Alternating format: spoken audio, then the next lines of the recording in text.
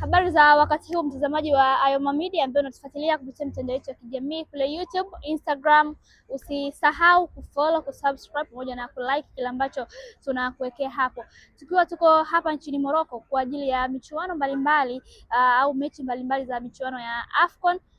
Tuko katika uwanja wa Sports Palace Prince Moulay hapa Rabat nchini Morocco kwa ajili ya kwenda kusikia ama kufuatilia kile ambacho atakizungumza kocha Miguel Gamondi pamoja na mchezaji Novatus Dismas Miroshi kuelekea mchezo wa kesho dhidi ya Tunisia, mchezo wa mwisho kwa upande wa Taifa Stars kwenye kundi C. Tunayo nafasi pengine ya kufanya vizuri endapo tu tutapata ushindi wa alama 3.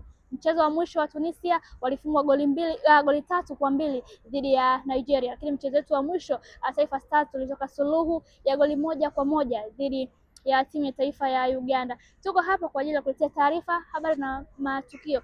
Twende tukasikie kile ambacho anazungumza kocha Miguel Gamondi kwa ajili ya maandalizi ya mchezo huo hapo kesho. Ni kwa namna gani anakwenda kukiandaa kikosi cha timu ya taifa ya Tanzania kupata alama 3.